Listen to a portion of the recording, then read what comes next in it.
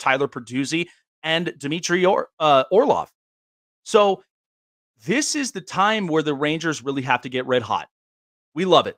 We love it this time of year. We've wrapped up February. Now we're in March, few games out. And when April, May comes around the corner, watch out. I'm going to be glued to that television. And I know hockey fans, you're going to be seeing this from the Eastern Conference because there's 4 or 5 teams that are solid up out there. But it's going to be a fun and wild ride for the Stanley Cup playoffs. So discussing that, and of course, there were a few moves that the Penguins ended up making. And so joining us live via the Global Satellite Network presented by StreamYard, Hunter Hodies. So, deadline day was kind of but the last couple of days, watching this and evaluating it, how did you kind of see this play out? Because I thought it was insane before the deadline day really came up around the corner. So a lot of names were on the move, and there's a bunch of teams now that are really geared up for the long run come April and May. Yeah, it was crazy this week. And I don't really think I've ever seen a deadline where, all the big fish are just gone by Thursday, Friday. From a Penguins perspective, they cleared out a ton of money earlier this week. And I knew they were going after somebody. You don't just clear over $6 million in salary cap space. You just sit on your hands with about 48 hours to go until the deadline. And, they made their big move for Mikael Granlund. Look, I don't hate the player. I think he's actually very good. I just think he's also the antithesis of what this team really needs, is that they need finishers in their bottom 6. He's not one of those, at least not right now. He had 64 points last season, but I'll also caution people that he played with A, Matt Duchene, B, Philip Forsberg, and C, Roman Josi, who is one of the 3 to 5 best defensemen on the planet. So you're coming to a new team, playing with, Jeff Carter, Danton Heinen. Maybe he'll swap with Nick Bonino or something since he's now a member of the Penguins. I just wish that Ron Hextall went out and used that salary cap space to just kind of a greater good, because you were able to clear out all that money. 2 of your most recent signings, which were mistakes, and I'm glad that he recognized them. But I just don't think they were able to go out and just truly get a big difference maker that I think this team needs for down the stretch. And the funny thing is, everyone wants this guy gone. I think the fan base, a lot of the other media members that cover the team, but they've won 4 in a row, which is just typical of the stuff when it comes to the Penguins. But yeah, that was crazy. They made a couple other moves yesterday, of course, getting old friend Nick Bonino back and sending Brock McGinn out to get Kulikov for more defensive depth. But earlier in the week, man, it was crazy with all those rumors flying around. They're thinking about getting JT Miller, that contract is very long, a lot of money, and for someone who is, I think, just a power play specialist at this point in his career. But, this is probably one of the more wilder deadlines than I could, just think of, really. Oh, yeah. No, I agree. And especially, too, these are moves none of us were even used to seeing. The fact that Patrick Kane's going to the Big Apple and then Vladimir Tarasenko, I looked at that Rangers roster and it's just stacked and loaded. Like, this is cup now or nothing. And you look at Boston, and here's where I'll kind of align this, because knowing Ron Hextall, he's real smart. He's done a lot of his research on players, and sometimes you come across, you make some victories or you got some whiffs, but in the end, you recognize it, you move on from it. But Boston made the move where they extended David Pastrnak for 8 years. Now, we know they're 3. They had him, Patrice Bergeron, and Brad Marchand. Now, what I think Boston's doing, they bring in Tyler Bertuzzi, they bring in Dmitry Orlov, and I feel like this is going to be a reload for what's to come in the future, because I think this is Patrice Bergeron's last hurrah, and we don't know what the market's going to be for Brad Marchand. Now, experiences seeing from the Penguins' view, because they have their 3, Sidney Crosby, Geno Malkin, and Chris Letang. What was the thought process? Because when I saw the extensions for both Geno and for Chris Letang, what was the thought process that went through for Ron Hextall moving forward, and then what the Penguins should be preparing for the next couple of years? Yeah, when you make those kind of moves, you signal to everyone like, oh, you're all in. You don't really care about, the short-term future, because the team is going to be bad in the years to come. Like, that's just how it's going to be. We saw it happen with the Red Wings. You're seeing it happen now with the Chicago Blackhawks. It's going to happen with the Washington Capitals once Alex Ovechkin and Nicholas Backstrom call it their careers. But when you decide to bring those guys back, you are signaling to everyone that you are still in it to win it now, this year, and the following year. And I think that's why some people got a little frustrated at this deadline because the GM, he's patient, sure, but it's also like you're holding on to these first round picks like they're magic beans. Like you think you're going to get the next Austin Matthews with one of these mid-round picks. In all honesty, it's not even really a 50-50 with one of those late first round pick. It's kind of like 60-40 that he doesn't even make it to the NHL. And the odds decrease as you go further into the NHL draft. It's just such a different draft compared to the other sports. So, when I see some of these players going for not that high prices, I'm like, why aren't you doing this and giving the core the best chance that, they should have? Because they've been awesome this year. If I would have told you that Sidney Crosby and Evgeny Malkin, knock on wood, have not missed a game yet this season, and this is where they would be, I think most people would probably be surprised because, they've been awesome. But usually you have to deal with one or both of them missing 5 to 10 games a year. Gino's been a little injury prone throughout his career, but so far this season, he has not missed a game, which is crazy. So I just don't think, the GM did enough to help because the core is aging and they're still playing at an insanely high level. Sidney Crosby's on pace for 100 points this season. He's 35 years old.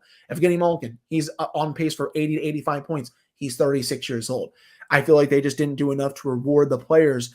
And that's just what's really unfortunate because, everything should be on the line at these deadlines. Your first round picks, your second round picks, a lot of your top prospects. I know the Penguins don't have that, but you see where I'm getting at with that because, they were in on the Jacob Chikrin rumors. You saw what he went for, a first in 2 seconds.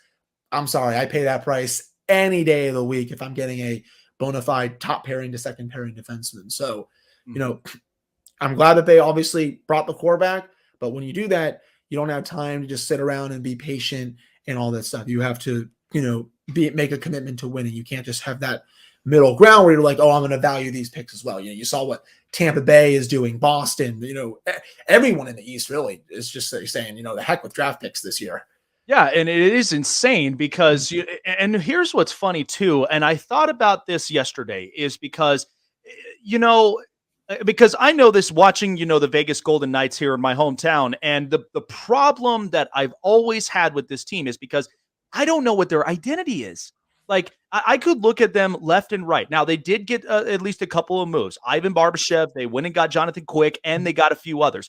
But still, it's like, they're so infamous for trading a lot of their draft picks. And I'm like, well, look at Seattle. They hit with Matt Beniers. Then you look at New Jersey. They hit with Jack Hughes, which a lot of people were kind of like, is he really a hyper score? I bought my stock on him because I knew at some point the Devils were going to get to this point. Now they've loaded and they've looked like, hey, we could be competitive for the next 5 years if we do this. So it just kind of seems like in hockey, there are certain draft picks, and we know everybody, at least for right now, like San Jose's in the driver's seat to where they want to get Connor Bedard, and there's a few of them that are good names. So somewhere in there, when you get a really good future superstar, I mean, that's kind of where draft picks really do kind of come into play, right? Yeah, and especially, towards like the top half of the draft. If the Penguins were, even more down in the standings, I probably would not want to move for first round pick because you can actually get a true difference maker up there. But, once you're down in those late teens, the 20s, heck, you closer to the 30s, it just, the odds of getting like a true impact player, they go down. Great credit to New Jersey. They won quite a few draft lotteries there, like the Penguins did, obviously, all those years ago. The Oilers are the same kind of team. The Sabres won a draft lottery, but I know Jack Eichel's not there anymore. But that's where I think the true value is with those first round picks. It's those, that's that top 5, top 10, because you're right. Seattle did a good job of getting Matty Beniers. They've done a good, solid job building around him. Their forward group is not bad. Defensively, they're okay. They've been well coached this season. That's been an interesting team to watch because I didn't think they were going to be that good this year. New Jersey, again, they benefit from hitting a couple draft lotteries, but outside of that, they've been able to build a pretty good competitive team around Hughes. He's sure they just got Timo Meyer. Jesper Bratt is there. He's really developed. Sharon Govich, I don't think was that high of a pick. He's done really well for them. They signed Dougie Hamilton. So it's moves also outside of that I think are really just showing that, the first round picks are good, those higher first round picks, but if you don't build around them, I don't think you're probably going to get anywhere. Yeah, no, of course. And that's where, a lot of teams and I even say this, I mean, Colorado, they were at a point where they hit with Nathan McKinnon. They hit with Mikko Rantanen, and they're obviously loving the superstar impact of Cale Makar. So this is a lot of it's a lot of smart movement, but it's also thinking about your future farm system as well. And some teams, they're on board with it. They know how this works. And some of them might have to get re-educated on a little of this stuff. But retracting and talking about, identities, because I could tell you right now, I can tell a lot of teams off the top of my head. Like I look at, first of all, Colorado, hyper aggressive, speedy, very great on offense. That's their identity. The Dallas Stars this year, and I saw this from a mile away, defensive, in your face. They're willing to play hard on you, and that's their identity, and they've looked great doing it. And they add, another real key piece to their core. And then, you look at the Rangers, hyper aggressive, speedsters, and they really do like to go for offense. So it's like when we get into March and when we get into April, identity is everything in this league. Are there some that are there some teams off the top of your head that have set their identity? They've set the tone. And there's some that maybe I'd be kind of not panicky, but I'd be a little bit concerned if I'm going into the playoffs. Yeah. So, right off the top of my head, Boston, what you're going to get out of them. They're fast, they're skilled, but they can also play a heavy game. They have a lot of players out there that can throw their body around. They're honestly the perfectly built team for this season. They haven't been to a final in a few years. They haven't won a cup since they beat Vancouver all those years ago, but this is their best shot at it. And they have a beautifully built roster. Bergeron's last hurrah. I'm really curious to see how they do. Carolina, they used to be called the Carolina Corsies. Shot attempts, shots. They will throw everything at you, and they don't care. They just don't care about it. And, they also defend well. Jacob Slavin's probably one of the best defensemen, if not the best defensive defenseman in the league. They're fast, they're skilled, they're deep, they have good goaltending. That is, they have an identity, and they stay. And I gotta say, their puck distribution is ridiculous. Like it's just like it's almost like you're going along with like it's like a musical, it's just you got it in perfect harmony. And every time I watch the passes, it's insane. They're crazy, and they'll fire 45, 50 shots a game. That's how Rod Brindamore wants them to play. You're right with the Rangers, all offense all the time, but they really can't defend outside of maybe Fox and Lindgren and Miller. They're probably going to have to rely on Fox to play half the games if they want to go on a run. And they've been doing this for about 15 years now. If our goalie is not the best on the planet, we're probably not going to win. They did it under Henrik Lundqvist, Igor Shesterkin. He was electric last year. He's going to have to be that this year if they want to go on a deep run. The West, Peter DeBoer, he's done great with the Stars. And this is how he starts off all of his tenures too. They do great in the first couple of years. Then it goes downhill. You're seeing that right now with the Stars. They have a great chance. They have a great core. Ben and Sagan are still kicking. Heiskanen's awesome. They have the goalie. We all saw what he did against the Flames last year, despite the loss. They have a true identity. You already touched on Colorado. Vegas is stingy defensively. They also have a lot of skill. If they can get Mark Stone back, they're going to be a really tough out once the playoffs start. But teams I guess I'm a little concerned about. It's a really good question. I don't really know what fully Seattle's identity is. They have some skill. They're decently deep, but what's the play style? Is that play style going to work? Where they kind of combine a little bit of speed and skill with a little bit of heavy hitting. I don't know if that's fully going to work against a team like LA or Vegas in the playoffs. Obviously, from a Penguins perspective, they want to be speed and skill, but I don't think they can do that truly anymore just because they have one of the older rosters. I've seen a lot of younger teams skate circles around them this year, which has been concerning. But, the league is trending younger. It's trending faster. If you're not at that point right now, you're probably going to be left behind. But, you're also seeing the Bruins, who they can throw their bodies around. There's always been different ways to win the Stanley Cup, even in recent years when you saw the Blues have a heavy hitting game that leads them to the Cup. But in terms of right now, I think the team that wins, it's going to be a one that speed, skill, can dish the body around. That's how I see it.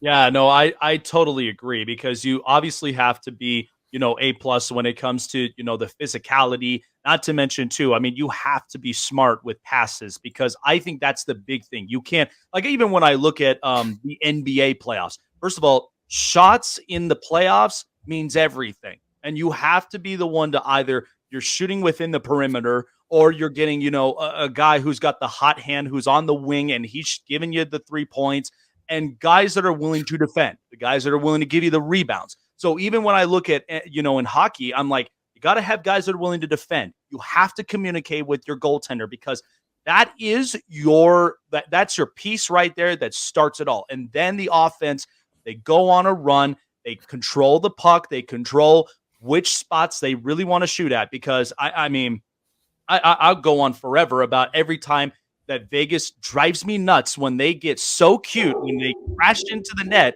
and they don't just bury it. I'm always like, you have to take a chance. You have to be able to do that because teams are going to use that against you if you're not that aggressive. So, and I wanted your take on this, years ago. So, first of all, in 2017, this is when the mark that, the Golden Knights officially became a franchise.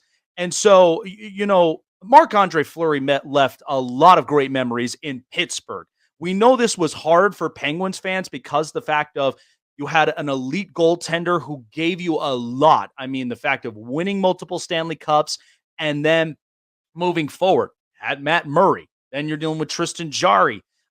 When you look at the goaltending situation for Pittsburgh, because it was quite the change, how do you really evaluate this position moving forward? And is there something that the Penguins might have a thought on the back of their head in the next couple of years that they do want to get, they do want to set themselves straight at that position?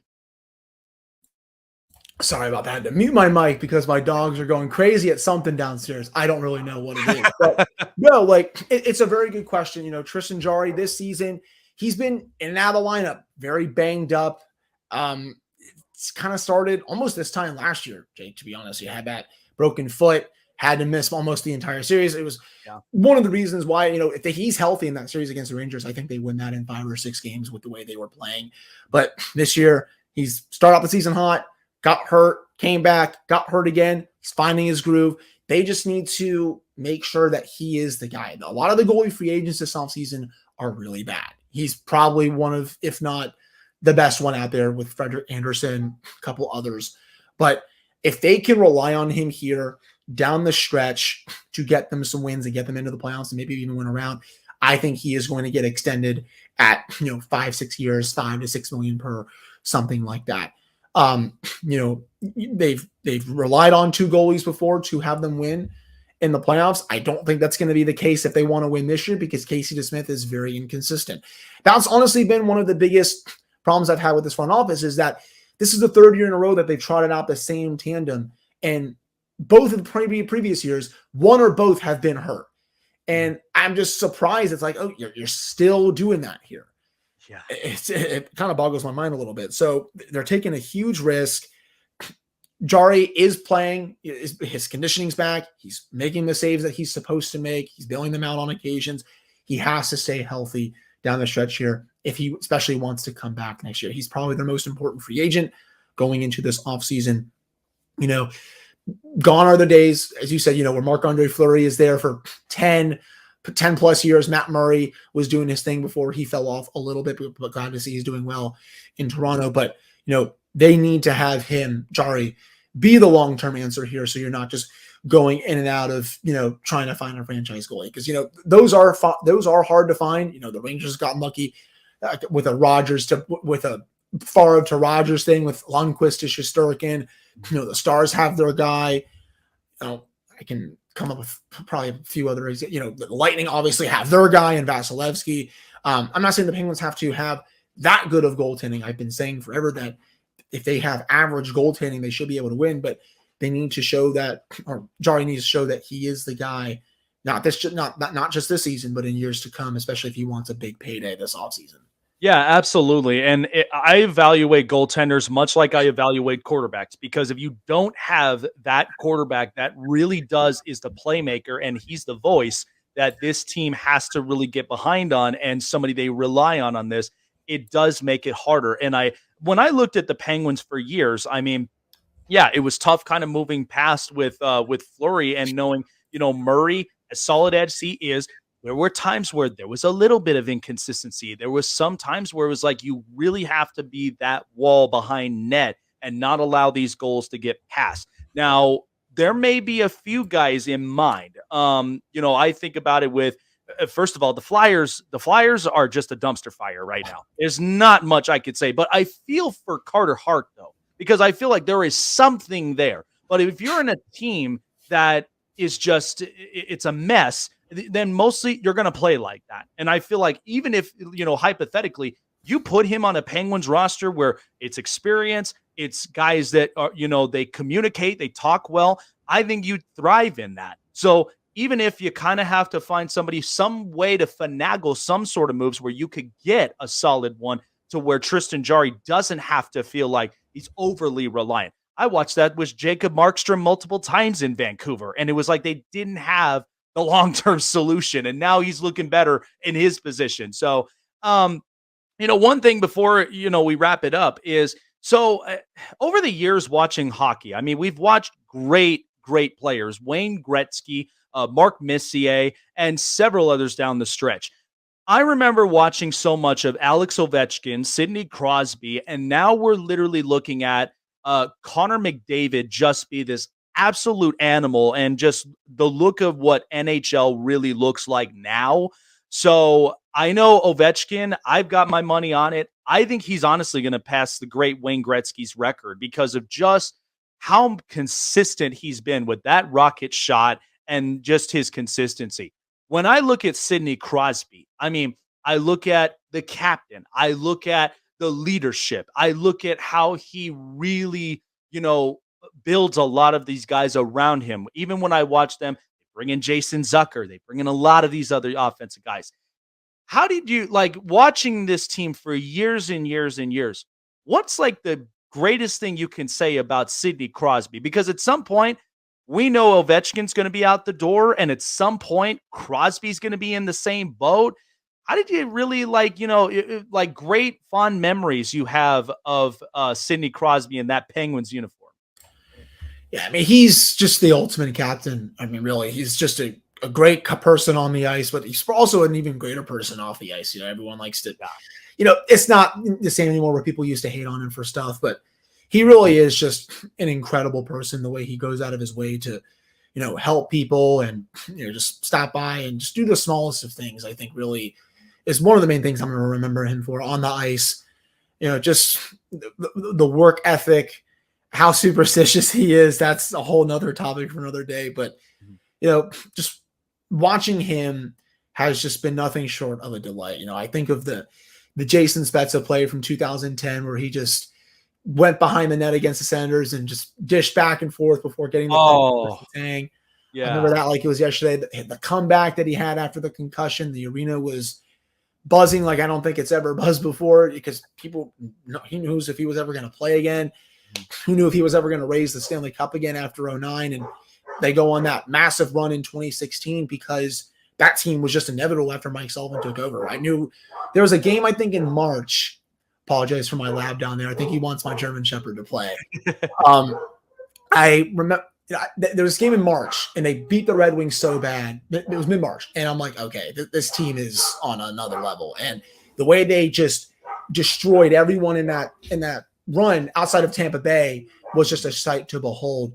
So, I remember him for just all of that, living up to the hype. I think that's the biggest thing. Some of these players, they don't live up to the hype, right? He has more than did that. He's going to retire as a top 5 player to ever play the game, I think. And hopefully he has many more accomplishments to go for the rest of his career. But, seeing him do all those behind the backdoor passes, deep defenders like it's nothing. His defensive work's gotten so much better. He is just so awesome. And I can't, he's one of the main reasons I've gotten really into this sport, but I'm so thankful for it, really. Yeah. And in a prestigious franchise like Pittsburgh, I mean, they came off of, a tenure in a time where they had Mario Lemieux. I mean, watching him and how great that he was, and then passing the torch down to Sidney Crosby to lead the charge in, Steel City hockey. I mean, it's really what has been a grand stand. And the funny thing is, you look at, the time when Gretzky and Lemieux were both playing at the time, they were both electric, they were both, redefined players. And I look at the same way when it comes to Crosby and Ovechkin. And I know the heartbreaker, but the fact that, first of all, Washington fans had so many fits from Pittsburgh that they could not get over the hump. And then the year the Capitals go win the Cup, the demons were exercised. They finally got past it, but I felt like it was a mutual respect for both those captains because they both do so much for their organizations. And I think by the time their tenure's done in the NHL, I mean, they both were great draft picks when we first saw them. And then, they both win their cups for their respective franchises. So seeing Crosby, in that point, we're winning not just one, but three in that franchise and different movements. There were different shakeups, but they still managed to stay either middle of the pack or they were still the top tier team in the Eastern Conference that you try to brush them away. They're not going to do that. They're going to be that solid and they're going to continue to go on these runs. But great career, great guy. And I love it for the fact that he's got a personality and he just gels well with everybody in Pittsburgh. But Hunter, I appreciate your time here. Where can people find you to talking more of Steel City hockey? Yeah, you can follow me on Twitter at Hunter Hodies. The show's Twitter is at LO_Penguins, and you can follow that wherever you get your podcasts, Apple, Spotify, YouTube, ad-free on Amazon Music now. You can also find my written work at The Spun, where I work full-time, which is part of Sports Illustrated. So, yeah, I really appreciate you having me on, and we'll definitely have to do this again sometime. Oh, I'd absolutely love it. Race to the playoffs is always my favorite time of year. I look at it. This is birthday month for me. So I'm like, I get March Madness. I get, race to the playoffs. So I'm getting everything that I'm wanting here this year. But I appreciate your time. Good luck with the Penguins, and we'll see what the Stanley Cup playoffs are going to be in store for us this year. Take care. Yep. Take care. Thank you very much for having me on. I appreciate it. Absolutely. Hunter.